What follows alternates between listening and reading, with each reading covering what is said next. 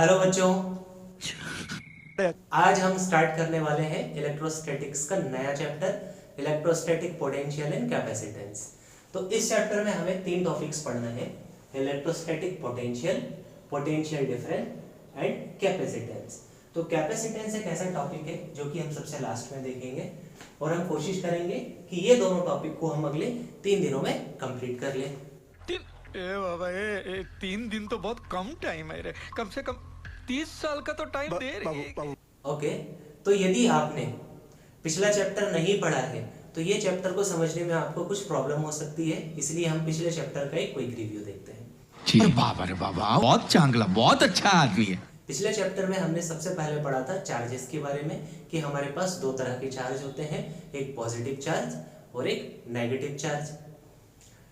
दो positive charge यदि हमारे पास होंगे तो ये एक दूसरे को रिपेल करते हैं, और यदि एक पॉजिटिव और एक नेगेटिव चार्ज हमारे पास होगा तो ये दोनों एक दूसरे को अट्रैक्ट करते हैं। साथ ही हमने पढ़ा था कि किसी भी चार्ज के आसपास कुछ इलेक्ट्रिक लाइन ऑफ फोर्सेस होती हैं जो कि एक इलेक्ट्रिक फील्ड को क्रिएट करती हैं। पॉजिटिव चार्ज के लिए वो इलेक्ट्रिक फील्ड आउटवर्ड डायरेक्शन में होता है और नेगेटिव चार्ज के लिए वो इलेक्ट्रिक फील्ड इनवर्ड डायरेक्शन में होता है। फिर हमने पढ़ा था कि यदि हमारे पास दो चार्जेस हैं तो उनके बीच में हम अट्रैक्शन या रिपल्शन फोर्स को कूलम्स लॉ की हेल्प से फाइंड कर सकते हैं। तो आज हम इलेक्ट्रोस्टैटिक पोटेंशियल को समझने की कोशिश करते हैं। तो इस पोटेंशियल को समझने के लिए हमारे पास दो चीजें होना चाहिए। सबसे पहला तो मैं एक यहाँ पर इलेक्ट्रिक फील्ड क्रिएट करता हूँ E, और दूसरा हम यहाँ पर एक यूनिट पॉजिटिव चार्ज रखते हैं Q0। अब क्योंकि इलेक्ट्रिक फील्ड की डायरेक्शन उस तरफ है तो हमें यह पता चलेगा कि इसका जो भी पॉजिटिव चार्ज होगा वो इस तरफ रहा होगा। अब यदि मेरे पास एक नेगेटिव चार्ज होता और इस नेगेटिव चार्ज को मैं यहाँ उठाकर ले आता तो क्या होता? ये नेगेटिव चार्ज अचानक से इस डायरेक्शन में बढ़ने लगता। क्यों? क्योंकि पॉजिटिव और नेगेटिव के बीच में अट्रैक्शन फोर्स लगता। लेकिन मैंने क्या किया, इस पॉजिटिव चार्ज को इस पॉइंट से उठाकर इस पॉइंट पर लाने की मैंने कोशिश की। तो मैं जैसे ही इस पॉजिटिव चार्ज को इलेक्ट्रिक फील्ड को अंदर लेकर आता हूँ, ये पॉजिटिव चार्ज इसको रिपेल करने लगता है, और मैं जैसे जैसे इसको पास लाता जाऊंगा ये उसको उतना ज्यादा रिपेल करता जाएगा, और मैं फिर इसको इस पॉइंट पर ले आया। तो अभी जब तक मैंने इसके पास एक्सटर्नल फोर्स लगाकर रखा है ये पॉजिटिव चार्ज यहीं पर रहेगा, लेकिन जैसे ही मैंने एक्सटर्नल फोर्स को हटाया ये पॉजिटिव चार्ज वापस से दूर हट जाएगा। तो ये फिनोमेना वैसा ही हुआ जैसे कि आपने कोई स्प्रिंग ली और स्प्रिंग के पास किसी बॉल को लगाकर उसे दबा दिया। अब आप उसे जैसे ही छोड़ोगे तो बॉल बहुत ज़्यादा स्पीड के साथ बाहर की तरफ निकलेगी, तो ये बॉल को बाहर फेंक देती है। वैसे ही यहाँ पर होगा, आप जैसे ही एक्सटर्नल फोर्स को हटाओगे ये इलेक्ट्रिक फील्ड इस पॉजिटिव चार्ज को बाहर फेंक देगा। तो क्या होगा कि हमको जब भी किसी पॉजिटिव चार्ज को इलेक्ट्रिक फील्ड के अंदर लेकर आना पड़ता है हमें कुछ ना कुछ उसमें वर्क करना पड़ता है, और ये जो वर्क है हमने किया है ये इस पॉजिटिव चार्ज के अंदर एक एनर्जी के फॉर्म में स्टोर हो जाता है, और यहाँ पर जो एनर्जी इसके अंदर स्टोर है उसी को हम कहते हैं इलेक्ट्रोस्टैटिक पोटेंशियल। तो क्या ये एनर्जी हर जगह के लिए बराबर होती है? यदि मैं इस पॉजिटिव चार्ज को यहाँ लेकर आया हूँ तो मैं मान लेता हूँ कि मैंने W वर्क किया है और ये पॉइंट है A। लेकिन यदि मैं इसी पॉजिटिव चार्ज को इस पॉइंट से अंदर यहाँ किसी पॉइंट पर ला रहा होता तो क्या अब भी मुझे सेम वर्क करना पड़ता? नहीं, क्योंकि आप इसको और अंदर लाओगे तो ये और ज्यादा फोर्स से उसको रिपेल करेगा, तो हमको इलेक्ट्रिक फील्ड के अगेंस्ट और ज्यादा वर्क करना पड़ता। तो यहाँ पर इन दोनों कंडीशन में वर्क भी एक जैसा नहीं है।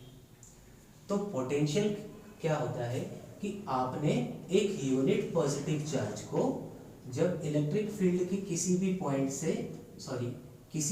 से इलेक्ट्रिक फील्ड के किसी पॉइंट तक लाने में जितना भी वर्क किया है वही होता है इस पॉइंट का पोटेंशियल। वैसे ही यदि हमने इस पॉजिटिव चार्ज को ए पॉइंट से बी पॉइंट तक लेकर आएंगे तो भी हमें कुछ वर्क करना पड़ेगा। तो ये वर्क हम मान लेते हैं कि ये वर्क है W।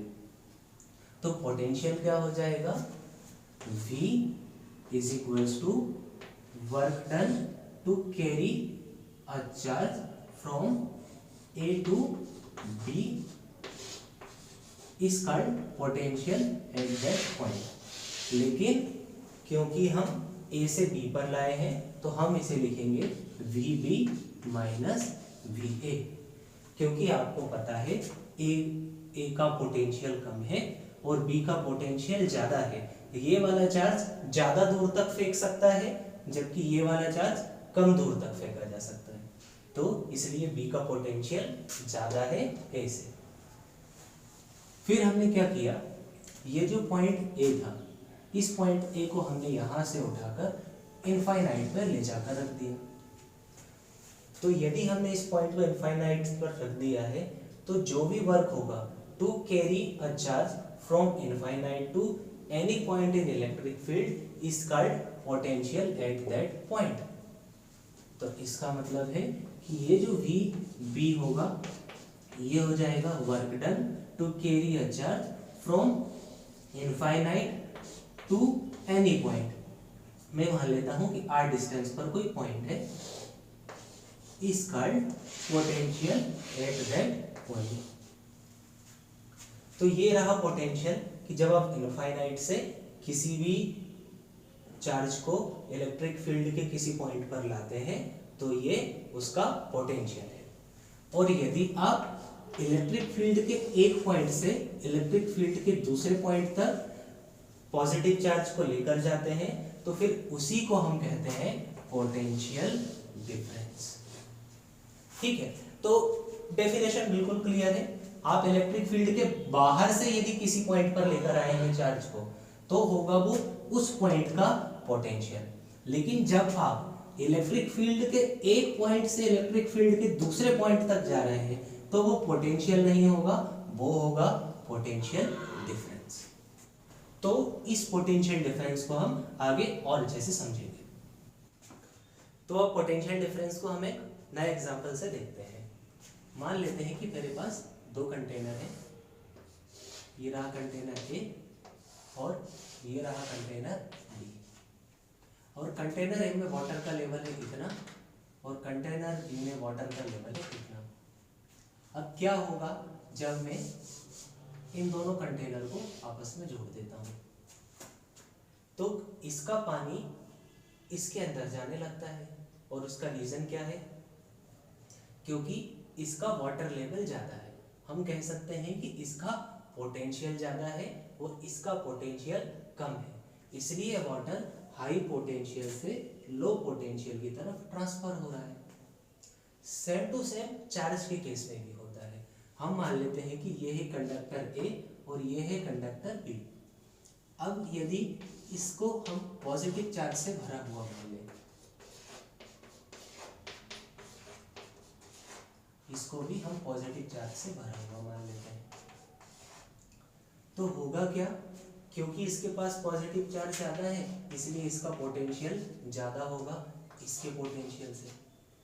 तो जैसे ही हम इसको किसी कंडक्टर से कनेक्ट करेंगे इसका कुछ पॉजिटिव चार्ज इस कंटेनर के अंदर जाने लगेगा। और कब तक जाएगा, जब तक कि इन दोनों के लेवल इक्वल नहीं हो जाते। लेवल इक्वल होने का मतलब है कि जब तक इन दोनों का पोटेंशियल इक्वल नहीं हो जाता। जैसे इनका पोटेंशियल इक्वल होगा वैसे ही चार्ज का फ्लो होना बंद हो जाएगा। तो इससे हमें समझ में आता है कि चार्ज हाई पोटेंशियल से लो पोटेंशियल की तरफ ट्रांसफर होता है। अब आप कहेंगे कि सर एक्चुअल में तो नेगेटिव चार्ज फ्लो होता है, इलेक्ट्रॉन्स फ्लो होते हैं और फिर इसके बाद आप कहेंगे कि सर एक्चुअल में तो इलेक्ट्रॉन्स फ्लो होते हैं, पॉजिटिव चार्ज तो फ्लो होता नहीं है। तो आपकी बात सही है, एक्चुअल में इलेक्ट्रॉन्स ही फ्लो हो रहे हैं, पर हम मान लेते हैं कि पॉजिटिव चार्ज फ्लो हो रहा है। यदि इसके पास पॉजिटिव चार्ज कम है मतलब इलेक्ट्रॉन ज़्यादा होंगे, तो ओरिजिनली इसके कुछ इलेक्ट्रॉन निकलकर इसमें जाएंगे तो इससे इसका पॉजिटिव चार्ज कम हो जाएगा और इसका पॉजिटिव चार्ज बढ़ जाएगा। कब तक? जब तक दोनों का पोटेंशियल बराबर नहीं हो जाता। लेकिन हम इसको फिर भी पॉजिटिव चार्ज की मूवमेंट के से शो करने वाले हैं। तो यदि किसी कंटेनर के अंदर पॉजिटिव चार्ज ज़्यादा है तो उसका पोटेंशियल भी ज़्यादा होगा, किसी कंटेनर के पास पॉजिटिव चार्ज कम है तो उसका पोटेंशियल भी कम होगा। फिर इसके बाद सवाल आता है कि क्या चार्ज एक कंडक्टर जिसके पास ज़्यादा चार्ज है से एक कंडक्टर जिसके पास कम चार्ज है की तरफ ट्रांसफ़र होता है या उसका उल्टा होता है? तो इसको हम एक दूसरे एग्जाम्पल की हेल्प से समझ सकते हैं कि मान लीजिए कि मेरे पास ये एक कंटेनर है और ये दूसरा कंटेनर है। ये वाला कंटेनर इस लेवल तक भरा हुआ है और ये वाला कंटेनर इस लेवल तक। तो आपको दिख रहा होगा कि यदि आप पानी को देखोगे तो बी के अंदर ज़्यादा पानी है और ए के अंदर कम पानी है। तो पानी कहाँ से कहाँ ट्रांसफ़र होगा? बी से ए की तरफ या ए से बी की तरफ?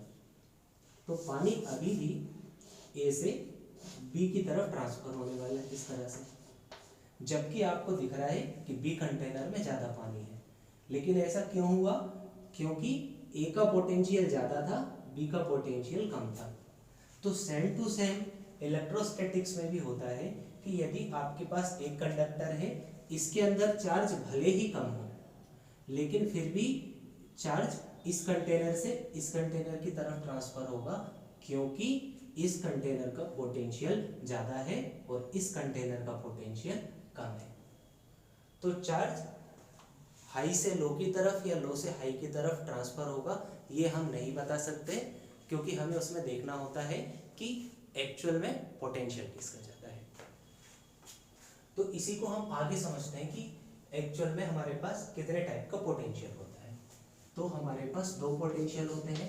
सबसे पहला पॉजिटिव पोटेंशियल। तो पॉजिटिव पोटेंशियल का मतलब है कि यदि हमारे पास ऐसा कोई कंडक्टर है जिसके पास पॉजिटिव चार्जेस का एक्सेस है, तो हम उसे कहते हैं कि वो कंडक्टर पॉजिटिव पोटेंशियल पर है।